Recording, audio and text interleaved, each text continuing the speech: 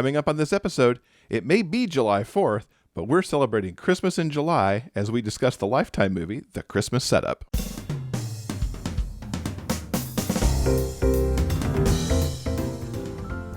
Welcome to episode 389 of the Big Gay Fiction Podcast, the show for avid readers and passionate fans of gay romance fiction.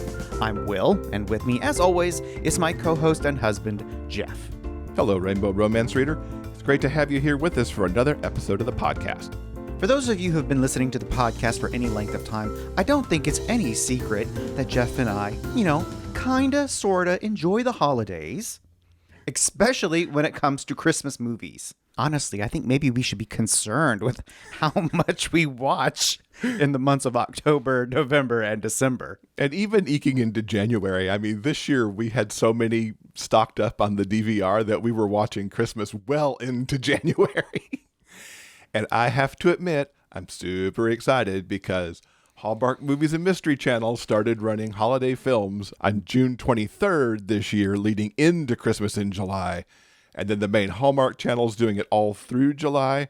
You'll just find me parked in front of the TV as much as possible, enjoying all this lovely holidayness in the middle of summer. So Jeff and I decided that now would be the perfect time to take a closer look at one of our personal holiday favorites, The Christmas Setup, which was the first made-for-TV Christmas movie to air on an American cable network that featured a same-sex couple as its main characters.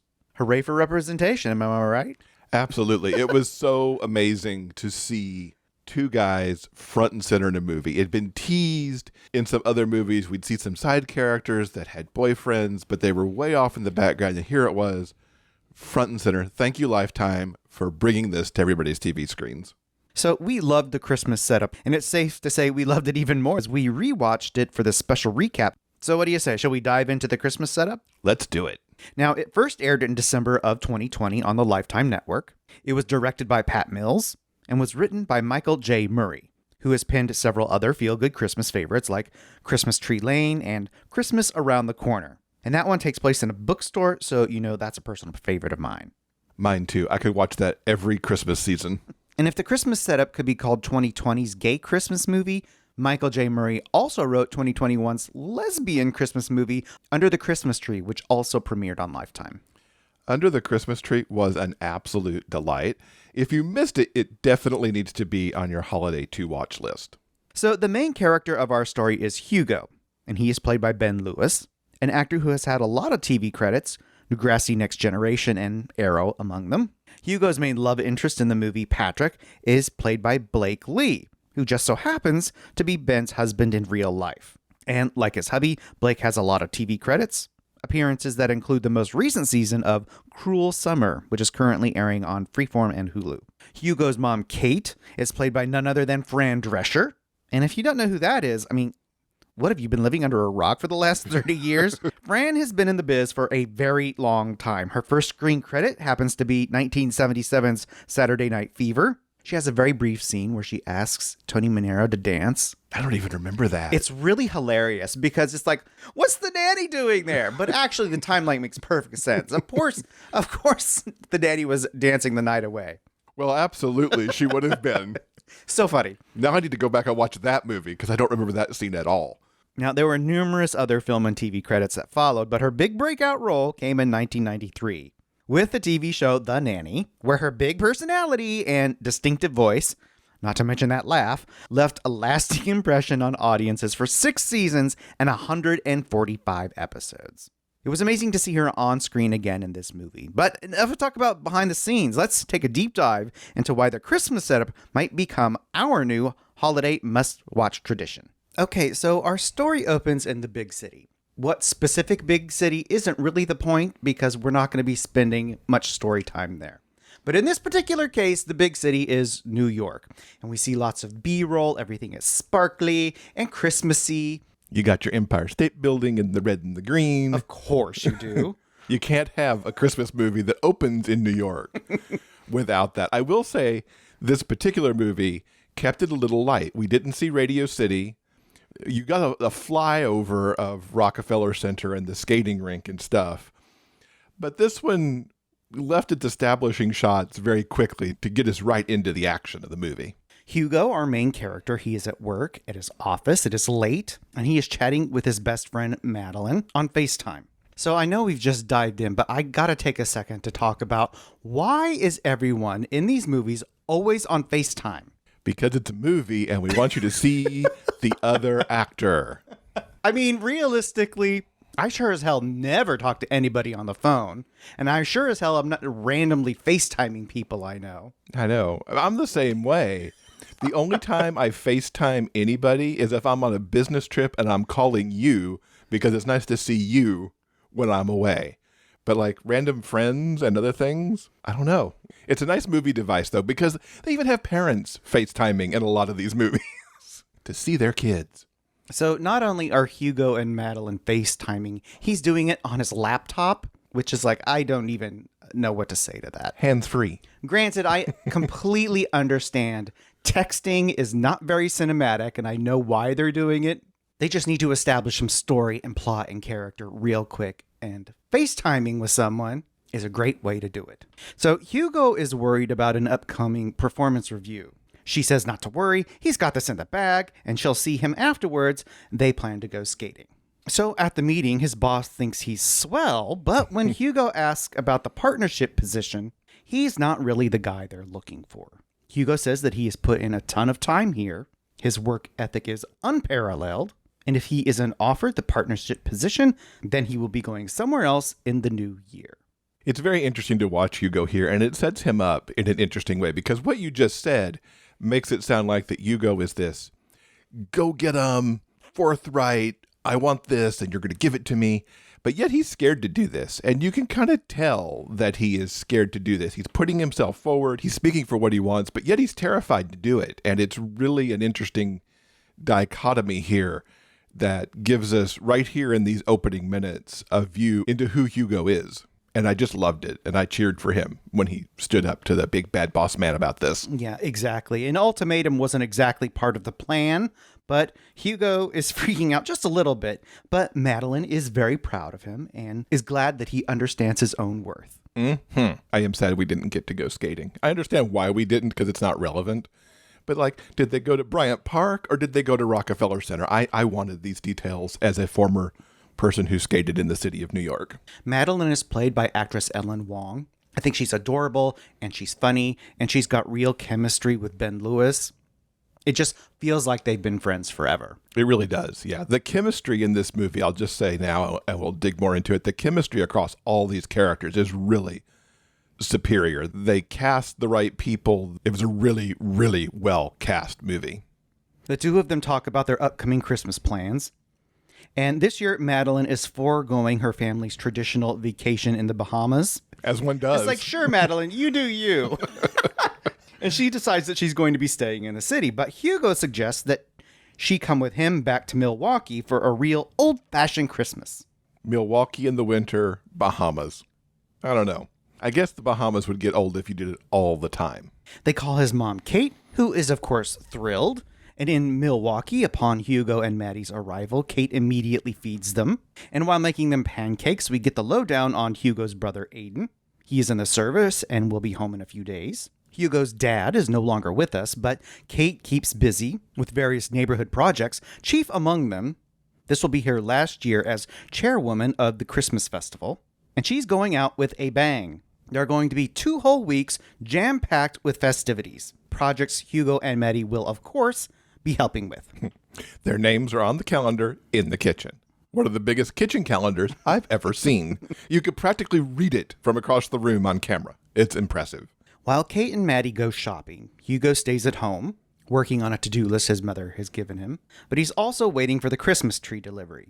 And when it arrives, Hugo is quite flustered to see the delivery man is Patrick, obviously someone from his past. They wrangle the enormous fir tree into the house, and Patrick is all like, I'm not sure if you remember me. And Hugo's all like trying to play it cool. It's not really working, but he's like, yeah, I think so. It didn't work at all. Hugo doesn't do flustered well, so it didn't play like he wanted it to at all. It didn't play into his favor that he also was flustered before he was ever at the door, because on the way to the door, he managed to fall down the stairs a little bit too, which was obviously, something that Patrick could hear on the other side of the door. I feel like Patrick does his best to make him feel at ease. There's a sparkle in Patrick's eyes from the very first time that we see him. He just sparkles with like this comfy, warm, just general overall demeanor that I just loved from the very first time he walks on the screen. We learned that Patrick was a few years ahead of Hugo in school, and he's always had a little bit of a thing for him. He says he likes Hugo's tool belt, and then he takes off. When Maddie gets back from shopping, Hugo gets out his high school yearbook and tells her all about his tree delivery encounter with Dreamboat Patrick, a guy he has always had a crush on. Good thing he just happened to have left his work gloves behind because now they have a reason to go see him again. Mm-hmm. It was very interesting things that we learned about Patrick here. We know he was an athlete. We know that he was out in high school and popular. And that was something that Hugo admired at the time. But it also sets up for like some of that, I think what has translated into Patrick's kind of quiet confidence that he's got now, which I think lends itself to that kind of energy that I spoke about when he came into the home delivering the tree a little bit too. Patrick knows exactly who he is. And I think that just infuses him with that energy that works so well in this movie. That night, as our two friends walk through town, they pass the old train station, and Hugo explains how Edgar Carroll, a town founder, and the guy who built the station, long ago created the tradition of townsfolk coming to the train station on Christmas Eve and writing out their Christmas wish list. They then gather them all in a mailbag for the last train to the North Pole. But there is a posted sign. The train station is going to be demolished in the new year. And here's our big plot point for the movie. We must save the train station. I'm fascinated by this movie and how it treats its location. We know we're in Milwaukee, which is not a small town. I mean, it's not a big town. It's not like Chicago or New York or something. But Milwaukee, I would say, is probably at least a mid-sized town. But here it's treated very much as a small town because we're in this neighborhood. We might even be in a suburb. Not 100% clear. We're never in what I would probably think is downtown Milwaukee. But they put the trappings of small town romance, a small town Christmas romance, in what is this mid-sized town, I think, by focusing on this particular neighborhood and their association and this neighborhood's holiday gathering. It's a very interesting juxtaposition of larger town, smaller town in this one area. At the tree lot, Hugo and Maddie give Patrick back his gloves, and he is a little bit perplexed at how chummy and coupley Hugo and Maddie are. And the lot is very busy, which is good because all of the proceeds go to Patrick's charitable organization. That's an unexpected development. It seems before moving back to town, Patrick made it big in the tech industry. He created a very popular app, sold it, and now has a foundation that helps local businesses and the community, something Kate has been a big part of. Our sweet tech mogul. He's very cute about his app, too. I believe it's called Cassandra. He describes it as like a magic 8-ball. It takes in all this data and then it helps you figure out stuff. But the idea of this magic 8-ball app I was intrigued by. And he's so cute about his app as the movie proceeds in some ways. It's just adorable. Even though it's not his anymore, he's still like very into it. The next morning, Kate is busy setting up the Santa's breakfast they'll be hosting at the house this year. There'll be wreath classes and tons of stuff to do. Hugo asks about the train station, and she explains they've protested, done just about everything, but to no avail. Patrick and his dad drop off an order from the flower market, and Patrick introduces Hugo and Maddie to his dad as husband and wife. Everyone has a good laugh over this. They correct Patrick's mistaken assumption. Hugo is way gay, and he and Maddie are old friends. I was surprised that Patrick took that big leap. Yes, when they met at the tree lot the previous day, Maddie was a little just hanging on to Hugo, which I thought was a little bit weird, but whatever, they're very close friends. But, look for a ring, or at least go to, this is, his girlfriend, but to leap right to wife, that was a big assumption, which was totally wrong, of course, but still.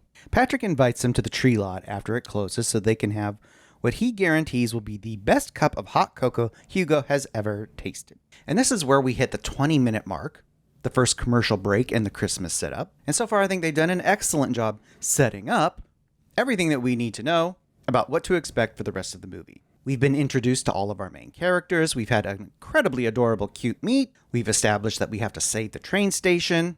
And we've got the promise of an adorable first date. Yeah, they've really set up all of the stuff here so very well. It's exactly what I want to see in those first 20 minutes, that pre-commercial break. I want it all set up. I want to see everything that's about to happen. I mean, the only missing piece at this point is getting Hugo's brother home. And I think that happens right after the commercial break, practically. Aiden shows up for his holiday time. But they've really done an extraordinary job. We even have all kinds of backstory on all these characters already, too. It's a very tightly written, well thought out script. Hugo arrives at the appointed time for their date, but Patrick is off on a Christmas tree delivery. Hugo grabs a beverage from the hot cocoa cart, and it is indeed damn tasty. But by the time Patrick gets back, Hugo is no longer feeling it. It seems that they are destined to just be two ships passing in the night. The next day, while going through some Christmas light strands in the garage, Kate asks Hugo how things went with Patrick. And the fact is, it never went anywhere. But who should show up at that particular moment? Patrick, apologizing for the previous night, and he would still like to try it again. I really like Kate, and I don't often like the meddling mom character because sometimes it can be a bit much.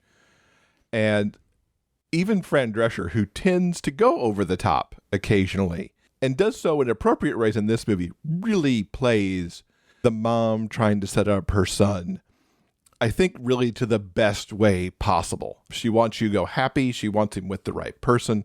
She recognizes that that can be Patrick, no doubt because of the amount that her and Patrick have worked together on community events. She does a lot of things in this movie, but she in particular plays this thing of the sort of meddling setup mom really well. Kate, seeing an opening, asks Patrick to assist Hugo with adding a few more strands of lights to the roof line. That is, if he doesn't mind. Metal. Right. So up on the rooftop they go. And since the date that they didn't have was a bust, this is a perfect moment in the getting to know you phase of our hero's journey towards love. They're able to joke about Hugo growing up to be a lawyer. Ugh, a lawyer. Insert joke here. Before he accidentally knocks over the ladder, stranding them, though not for too long, because it is time for the Christmas crafting montage. Along with kids and a bunch of neighborhood families, they make Christmas trees, but oh no! Santa's sciatica is acting up. Wouldn't you know it? So, Kate enlists Hugo to play Saint Nick for all the girls and boys, and he does a reading of 'Twas the Night Before Christmas during story time. Afterward, as Hugo and Patrick are cleaning up the festivities, Patrick asks Hugo if he wants to try hanging out again. He knows he'll only be in town for another week, and might not want to put himself out there, but Hugo says yes anyway. Every good Christmas movie has a montage, and this one played its montage perfectly. Poor Hugo, he gets drug up in front of people so many times in this movie, and he doesn't really like the spotlight in that way at all, but he always comes through perfectly when it comes time to read or to do some of the things that he has to do later in the movie. While helping Hugo get ready for date night round 2, Maggie offers some advice to the lovelorn, meaning Hugo. In a Christmas buffet analogy, she explains that some guys are just side dishes, or desserts with empty calories. Patrick is a main dish, a total turkey dinner. At the tree lot, Patrick has gone all out. Underneath the twinkle lights, he set up a holiday picnic with Hugo's favorite foods. They talk about the past, how Hugo admired Patrick for being out in high school, and how career has taken them on different paths, and how Patrick is glad to be back. There's a queer youth center now, and a thriving drag community. Patrick is happy to be in Milwaukee, making things better for the next generation. This scene illustrates one of my favorite things about my favorite trope of second chance romance, because they've got this bit of shared history. In this case, they're talking about these favorite sandwiches that they've got, and yes, Hugo remembers working at the sandwich shop where Patrick always used to come in, and yes, he remembers Patrick's favorite sandwich, and Patrick remembers his, and it's this really sweet reconnection, sharing of their history. And then we get to, talk about the gaps that they've got. Hugo being the attorney, Patrick being the tech maven. It's just really nice. As essentially first date redo kind of happens, this was really, really nice and just so sweet under the twinkle lights of the tree lot. Talk of the past and future sends Hugo out to his dad's old wood shop, where he repairs a chair that was part of a dining set that they made once a long time ago. Kate is thrilled to see the set returned to its former glory and asks how the date went. Hugo reminds her that he's not 16 and doesn't need her meddling in his love life. That's not going to stop her, but... Like I said, this is not an annoying trait like it can be in some movies. Somehow, Fran Drescher skates a fine line in her performance here that it's more loving than anything else. Hugo's older brother, Aiden, arrives home from the Air Force, and Maddie notices that he is fine. Aiden is played by actor Chad Connell, and he is tall and handsome and Canadian. And if you've watched any Christmas movie ever, you know exactly the type of guy I'm talking about. Mm-hmm. But there is no rest for the weary. There are enough Christmas-themed activities for the whole family, including caroling, to which Kate has invited Patrick. Before going out, Kate insists everyone get in the spirit by putting on an old-timey hat. And Hugo is none too thrilled about the stovepipe top hat that he has to wear. But Patrick assures him that he looks adorable, which he kind of does. Yeah, they all do. In the middle of fa-la-laing, Hugo receives a phone call. It's his boss with the news that they will indeed be making him partner. And that means he'll be spearheading the new London office. While decorating the train station for the big Christmas Eve party, Hugo pulls Maddie aside and tells her about the promotion. Patrick drops off Kate's Christmas tree order, and she keeps finding projects for her children to do.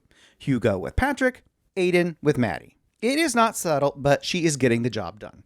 I was never really sure how much she was actually meddling with Maddie and Aiden, or if she caught that initial spark and just kind of rolled with it. I don't think it was in her Christmas plan to do that, but that maybe it was just like, oh, look, I saw how you looked at each other. Let me work on that too. It's still super cute, though, because Maddie and Aiden are cute together. While decorating the tree, Patrick asks if Hugo would ever consider moving back to Milwaukee. And he admits that he's considering some changes. And whether those involve London or Patrick, that has yet to be determined. They go upstairs to explore Edgar Carroll's office, which remains as he left it, part memorial, part time capsule. They peruse old ledgers and photo albums and find that Edgar left the bulk of his estate to someone named Ashby. Photos show the two of them traveled the world together. Newly inspired by the love story of the man who was such an important part of the town's history, Hugo takes it upon himself to search through historical documents in Carroll's office to find a way to save the train station. So here's one of the areas I think that the script of this movie does an amazing job of keeping everything together so you're not going, why would he do that?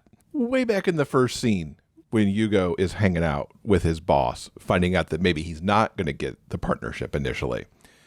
One of the things that comes out right there as almost a throwaway line is that he was the only attorney who found a certain tax loophole that really helped a client save their business, blah, blah, blah. And so here we are setting Patrick up to be the person who's going to find the magic thing to solve the train station problem. There are so many movies where this would not have been set up so well in the beginning to now pay itself off here in the middle. It probably just would have happened that, oh, look, I found this thing. Aren't I awesome? Here, they've set Hugo up to be that person, and we don't have to go like, well, why him?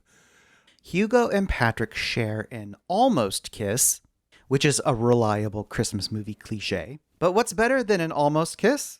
How about a date to see the Northern Lights? In the back of Patrick's pickup truck, they nerd out on various topics, Encyclopedia Brown among them, and when the glow of the lights appear in the night sky, they share their first real kiss. It's so cute. And I love the nerd out, and I love even how Hugo picks on Patrick because Cassandra called Patrick to tell him that the Northern Lights were going to happen because he had it programmed to sort out when everything was going to be just right atmospherically to do that. Because you know what? The Northern Lights really don't show up in Milwaukee all that often because of how far south they are. So they set it up really well to give them that Northern Lights moment. Just a really well done scene there. Gives you all the awes. So if all this weren't enough to keep him busy, Hugo is now working on a project for his mom in his dad's workshop and is busy researching the deed to the train station. He mentions Edgar Carroll's traveling companion to his mom, who once met him long ago. She thinks the Christmas Eve tradition was started because Carroll just wanted to make the world a better place. And what better time to manifest your wishes than at Christmas? Which, of course, connects to what Patrick wants to do about making the world a better place. During a rambunctious Christmas family game night, a final question pits brother against brother. And Aidan is the one who knows that Charles Dickens wrote A Christmas Carol while living in London. And Maddie mistakenly lets slip that that's where Hugo is moving. Never tell anybody, even your best friend, the information that you don't want to have slip out. Kate handles news of this new job opportunity in stride, and Patrick says he's happy for Hugo, though he's not particularly convincing. Hugo explains that he's kind of scared and not quite sure about the job. Patrick reassures him that it's okay not knowing what's exactly around the corner, and that they should just enjoy what time together that they have left. As Kate is putting the finishing touches on the train station, Hugo delivers the good news that the deed on file with the city and Edgar Carroll's papers don't match up. There is a very good possibility that they can stop the demolition. We would expect nothing less because we must save the train station. So I have a question. What's more festive than a holiday drag performance at an underground lounge in Milwaukee? Well, not very much, because that was a pretty spectacular thing. I think it was the most festive thing ever, an underground drag performance. The gang gets together for a fun night out. Hugo delivers the progress that he's made on the train station, and Patrick knew he would come through, and he likes having him around, and wishes that he didn't have to go. There is work that he could do here. Gladys Claus, the hostess of the evening, opens up the mic, and Hugo reluctantly steps on stage for a shaky rendition of Have Yourself a Merry Little Christmas. It wasn't that bad. Sure, there were some notes that he had issues with. Frankly, I think I would have had to give Patrick a stern talking to, since it was already established back at the caroling that Hugo really just kind of liked to mouth along and not sing, but turns out Hugo's not that bad of a singer for open mic night at the drag club. I questioned his choice of song in that it was, it's one of the more sadder Christmas songs that one could pick. At first, Patrick seems taken by Hugo's attempt at Christmas cheer.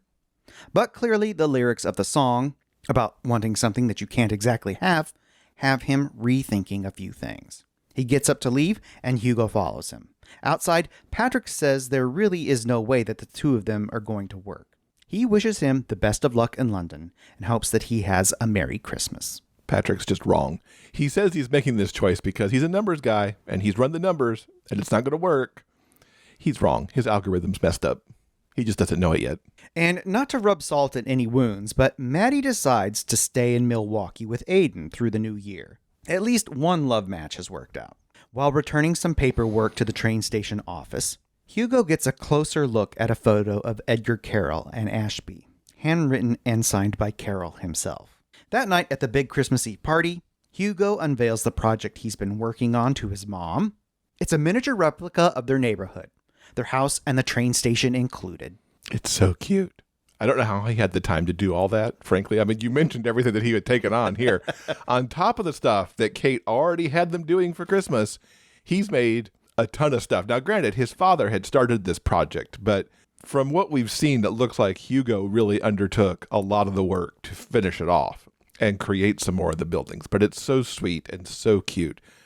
And frankly, even at this moment, as if you didn't know the happily ever after was coming, the fact that he's done this, I think, was already cementing him alongside working on the train station that he was going to stay in Milwaukee anyway. But there's still more good stuff to come.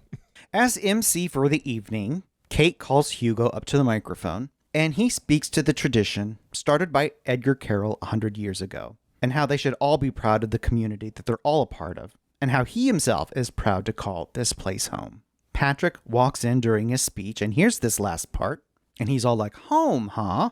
Hugo shows Patrick the picture of Edgar and Ashby, and says anything worth having is worth fighting for, and he really wants this thing between them to work. Patrick doesn't need to write a letter to Santa Claus because he's gotten everything that he's wished for. Perfect Christmas snow begins to fall. The North Pole Express pulls up to the station. And as the letters to Santa are loaded on board, our heroes wish each other a happy holiday and share a sweet Christmas Eve kiss. A wonderfully perfect beginning to their happily ever after.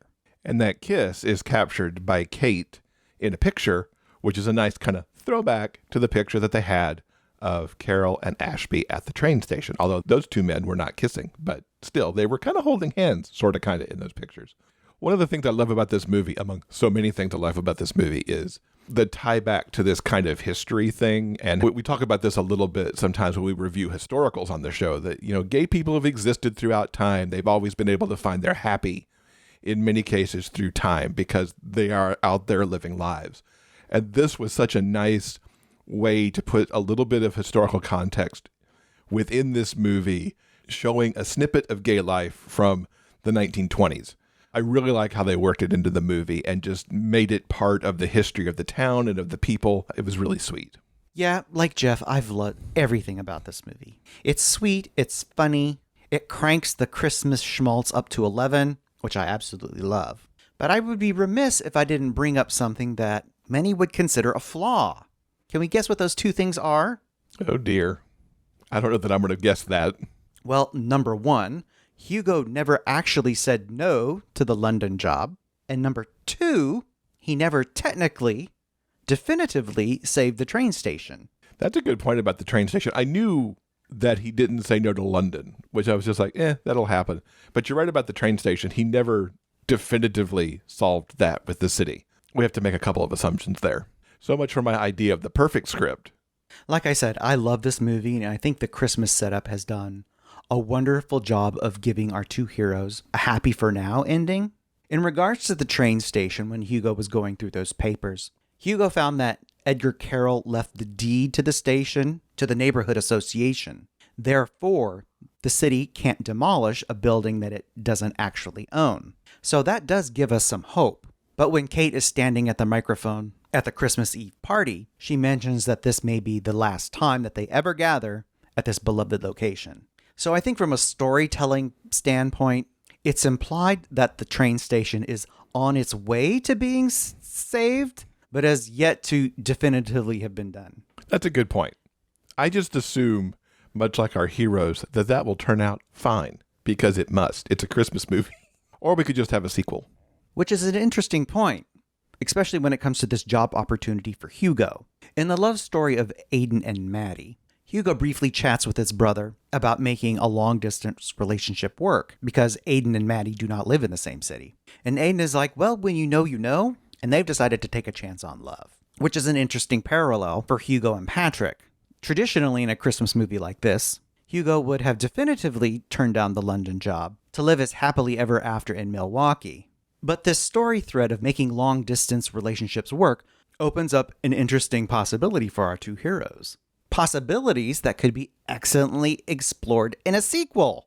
So I've had some time to think about this, and I think the open story threads in the Christmas setup aren't a flaw. I think they're an opportunity. A perfect opportunity for the continuation of Hugo and Patrick's love story. Do you want to hear my story pitch? Of course.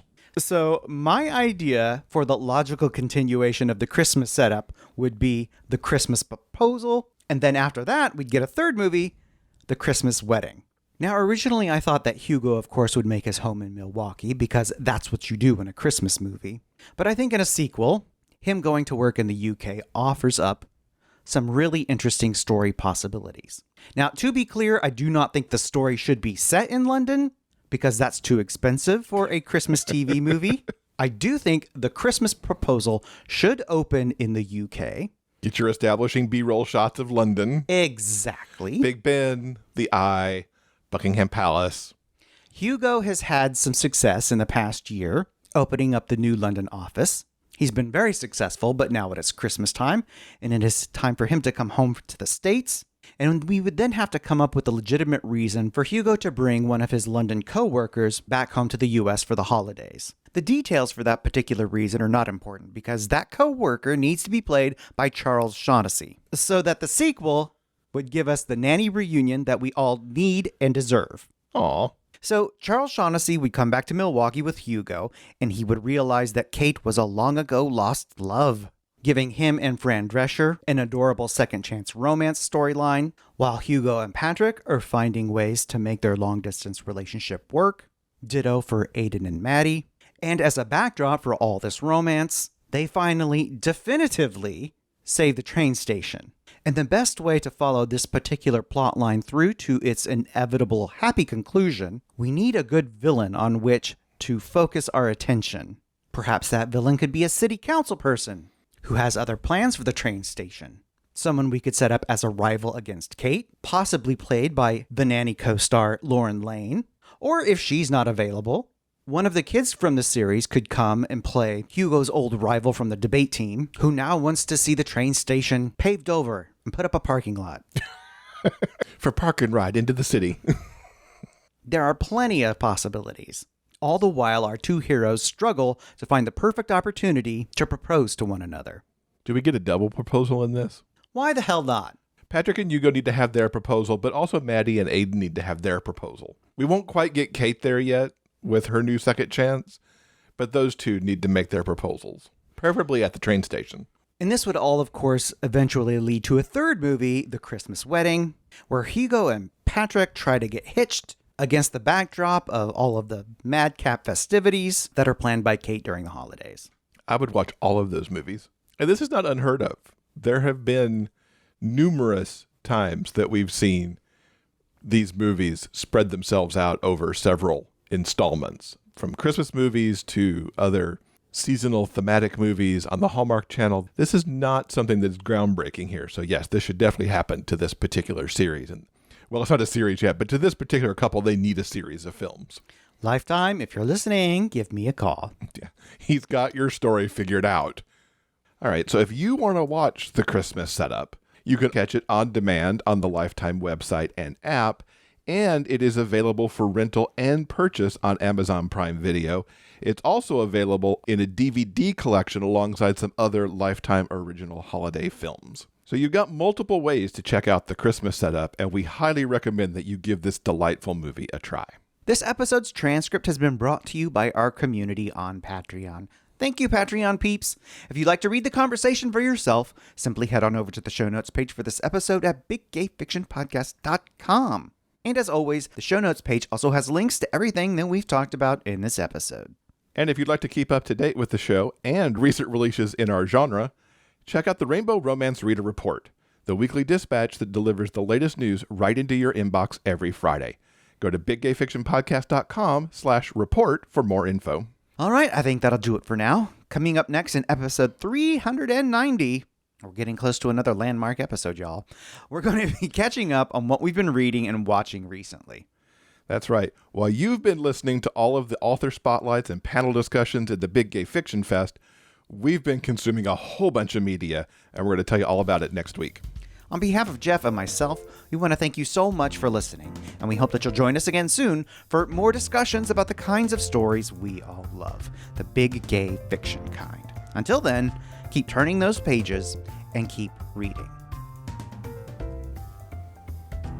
Big Gay Fiction Podcast is part of the Frolic Podcast Network. Find more shows you'll love at frolic.media/podcasts. Production assistance by Tyson Greenan. Original theme music by Daryl Banner.